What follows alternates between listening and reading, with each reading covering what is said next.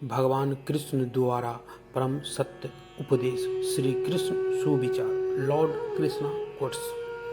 जीवन, कर्म, सकारात्मक सोच, शांति, सत्य और सफलता पर छवियों के साथ सर्वश्रेष्ठ भगवत गीता संदेश। उदाहरण, स्थिति और विचार। श्री कृष्ण के अनमोल सुविचार।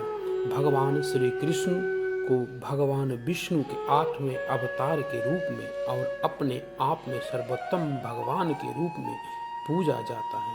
वह करुणा, कोमलता, प्रेम के देवता हैं और भारतीय देवताओं में सबसे लोकप्रिय और व्यापक रूप में पूजनीय हैं।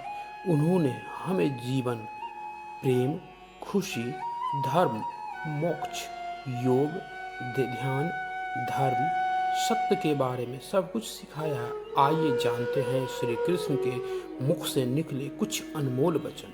इन अनमोल वचनों में 14 जो आपको हम इस तरह से बताएंगे और सुनाएंगे।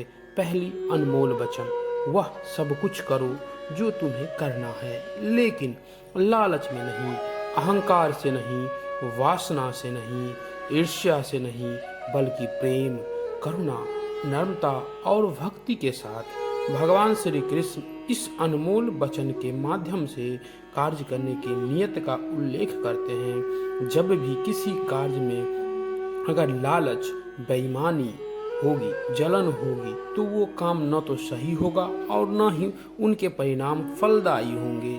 इसके अतिरिक्त जिस कार्य को हम पूरे मन से प्रेरणा पूर्वक करेंगे, वो न तो सिर्फ हमारे लिए बल्कि समाज के लिए भी हितप्रद है। वचनों में दूसरी वचन, नरक के 3 द्वार होते हैं। पहला, काम, क्रोध और लोभ। जो व्यक्ति कामी प्रवृत्ति का होता है, उसके मन में लोभ होता है, और जो अत्यधिक क्रोधी स्वभाव का होता है, उसके मन के द्वार हमेशा खुले रहते हैं। अर्थात ऐसे व्यक्ति जो सिर्फ कर्म ही नहीं करती बल्कि उसके नरक के द्वार भी खुले रहते हैं। अनमोल वचनों में तीसरी वचन है, मैं ही सृष्टि का आदि हूँ, अंत हूँ और मध्य भी हूँ।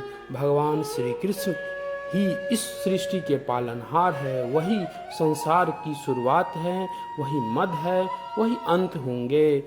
अनमोल वचनों में चौथी अनमोल वचन, जो आप जो चाहोगे उसके लिए नहीं लड़ते तो खोया उसके लिए मत रो। मनुष्य सब कुछ करना चाहता है पर कुछ नहीं उसे मिल सकता।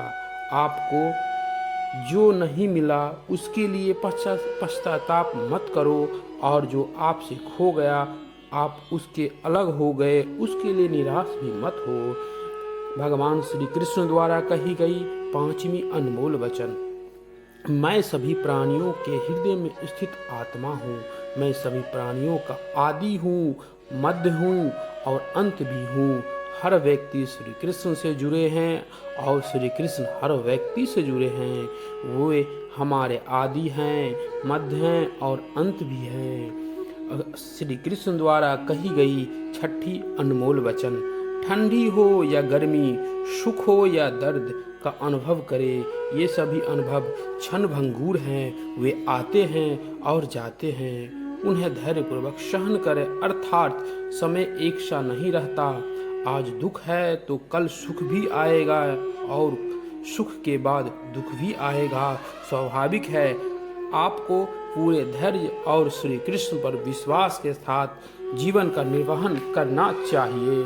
श्री कृष्ण द्वारा कही गई अनमोल वचनों की कड़ियों में 7वीं वचन है, सत्य कभी नष्ट नहीं हो सकता। अर्थात करने से कभी डर नहीं लगना चाहिए। अर्थात अच्छे कर्म करने से इंसान को कभी डर नहीं लगना चाहिए। अर्थात लोग अक्सर सच कहने से बचते हैं या डरते हैं। फिर सत्य कभी छिप नहीं सकता और न कभी मिट सकता है। कितना भी छिपा ले पर सच तो उजागर होके ही रहेगा। इसीलिए जो बात सच है पर उससे डरना नहीं चाहिए और मानव की कभी भी डरना नहीं चाहिए। इस अनमोल वचनों की कड़ी में 8वीं अनमोल वचन है, इस शरीर का मोह मत करो, यह तो माटी है, माटी में मिल जाएगा अमर तो आत्मा है जो परमात्मा से मिल जाएगा। अर्थात भगवान कहते हैं लोग अपने शरीर की सुंदरता बनाए रखने में लगे हैं, पर आत्मा की सुंदरता शरीर की सुंदरता से कहीं ज़्यादा महत्वपूर्ण है। शरीर तो नाश्वर है, मिट्टी ही तो है, तो मिट्टी में ही मिल जाएगा, पर आत्मा अमर है। इसीलिए आत्मा की सुंदरता पर ध्यान दो। आत्मा की सुंदरता अपने को श्री कृष्ण से मिलने में मदद करेगी और हमारी आत्मा से परमात्मा की मिलन होगी। इसी कड़ी में आगे बढ़ते हुए 9वीं वचन श्री कृष्ण द्वारा कही गई है, जो हुआ अच्छा हुआ।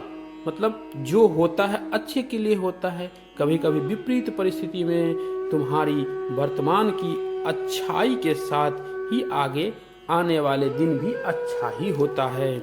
इसी कड़ी में 10वीं वचन हो गई, जब मन चंचल है इसे और संयमित करना कठिन है, लेकिन यह अभ्यास से भी बस में हो जाता है। अर्थात मन चंचल होता है, यह इधर उधर भागता है और किसी भी कार्य की एकाग्रता का दुश्मन है। इसीलिए यदि यह व्यक्ति के बस में हो जाए तो इससे अच्छा मित्र कुछ नहीं।